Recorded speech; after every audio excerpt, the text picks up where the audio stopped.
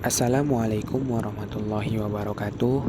Perkenalkan, nama saya Muhammad Ragib dengan NIM 2109021112 dari mahasiswa Ilmu Kesejahteraan Sosial Stambuk 2021 Universitas Sumatera Utara.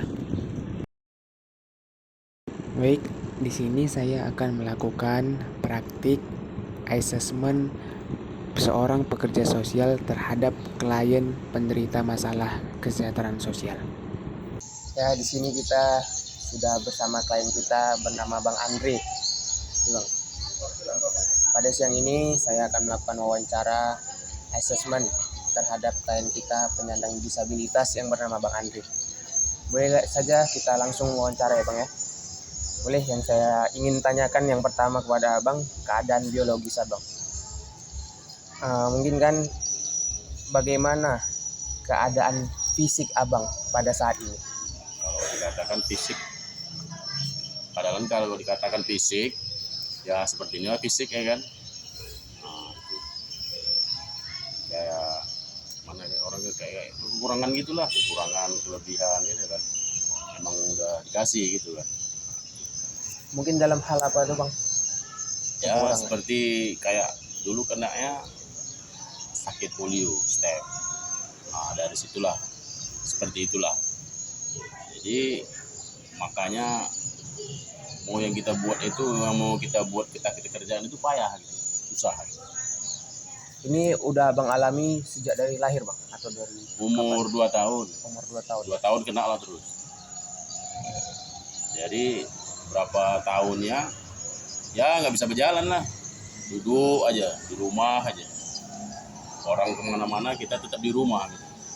Alhamdulillah sekarang udah melanjuti umur ini dapatlah solusi busuk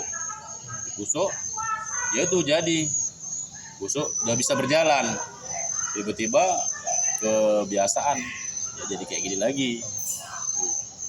Ini mungkin dalam hal fisik Abang di bagian kaki ya. Mungkin dalam hal yang lain ada kira-kira masalah di fisik Abang? Dalam fisik tidak ada masalah, itu tidak ada apapun, itu tidak ada kalaupun dalam fisik. Cuma kalau kita mau ibaratnya aktivitas tadi, kita susah bergerak, kita susah mau apa kan. Mungkin itu karena keadaan yang Abang alami. Iya betul.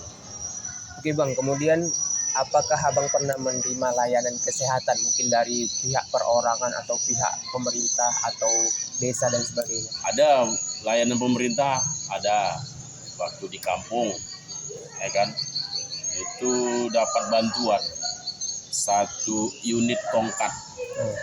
Dalam 1 unit tongkat itu bermacam-macam yang di situ dikumpulkan gitu kan.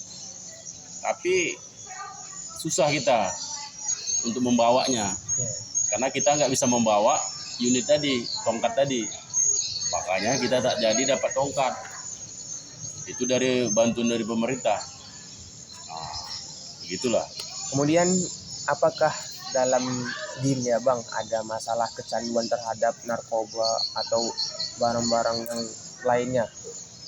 Sempat, kalau dikatakan dulu sempat ada terpengaruh dengan kawan-kawan. Ya cuma minuman yang tua-tua itulah kan gitu. Itulah dulu. Insya Allah sekarang nggak ada lagi. Alhamdulillah kan.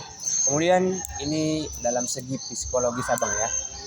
Yang ingin saya tanyakan di sini, apakah Abang pernah mengalami depresi atau gangguan jiwa terhadap masalah keadaan kesehatan yang Abang alami? Kalau dikatakan depresi nggak ada, cuma terasa berpikir kita, kok bisa jadi begini, kok bisa jadi begini keadaanku, ya kan? Adalah rasa kesal itu ada, rasa kesalahan dari hati itu ada, cuma udah habis itu udah nggak ada lagi. Mungkin itu di awal tadi. Di awal tadi. Kemudian Abang sadar kan ini udah pemberian dari Allah SWT. Oke Bang, kemudian apakah Abang pernah mengalami penganiayaan atau ejekan terhadap orang-orang yang dilakukan orang-orang terhadap keadaan Abang? Ada, dulu kita mau berjalan aja di depan orang kita minder, kita takutnya kenapa? Mungkin mereka berkata nanti Mungkin mereka berkata mengejek gitu, melihat apalagi dengan kondisi jalan kita. Pasti mereka. Tapi kalau udah yang setiap hari nampak mereka nggak mau. Mereka udah ngerti. Tapi kalau misalnya kita datang ke daerah yang lain, kita diperhatiin orang. Nah, gitu. Karena aneh, kok bisa begitu abang itu, kok bisa gitu jalan abang itu.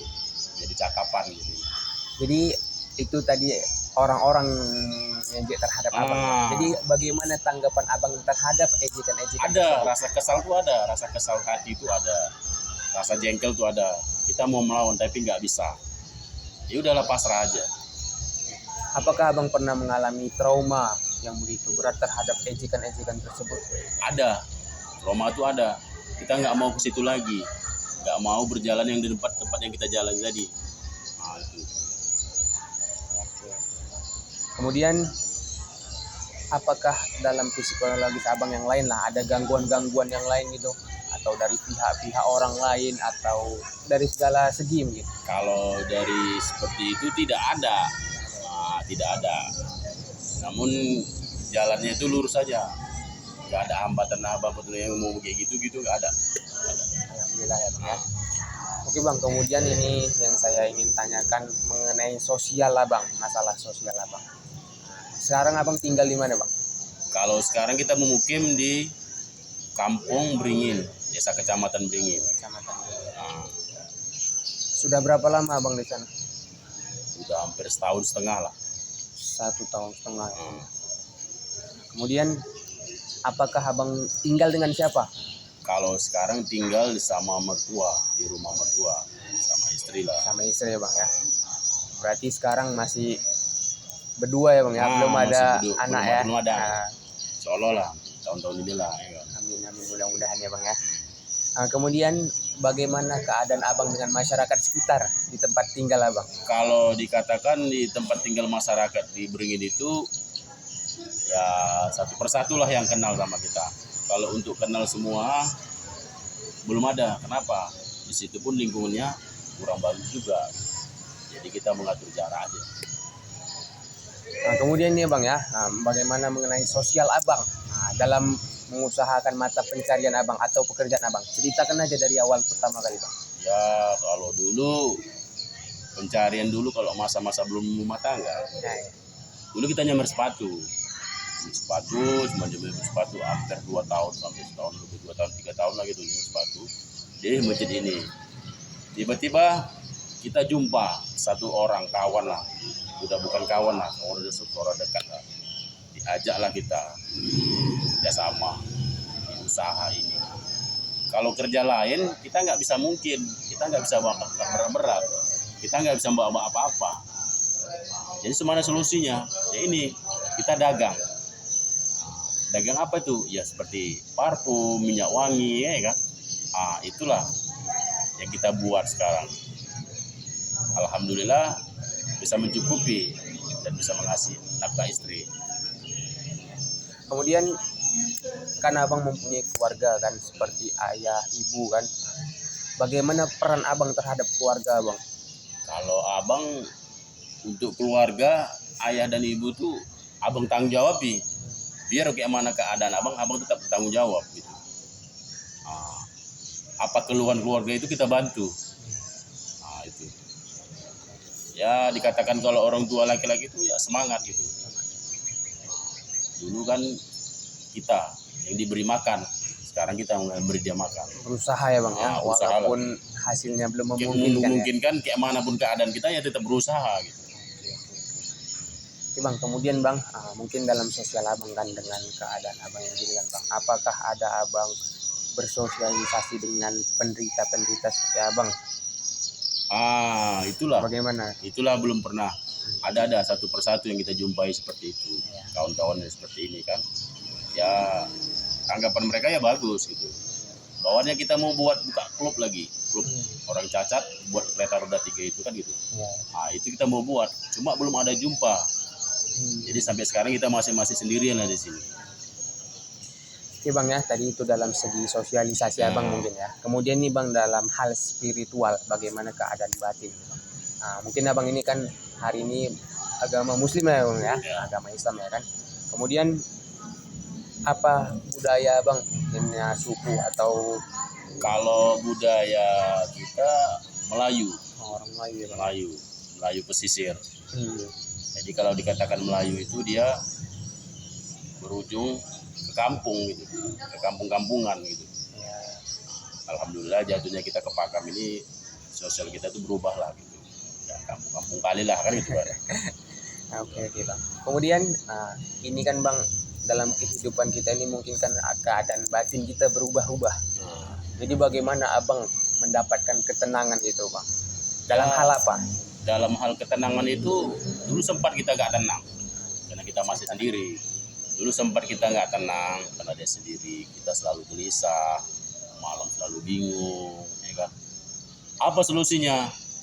Ya, itulah kita mengenal seorang itu apalah pendamping kita.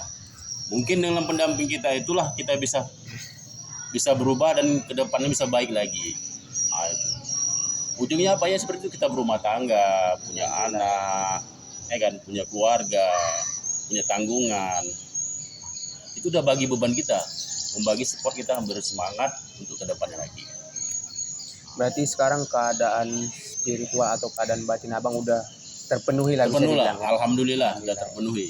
Apalagi bentar lagi kan. Nah, apalagi bentar lagi kan mau punya anak, ya kan, makin semangat lagi untuk mencari nafkah untuk memberi istri makan.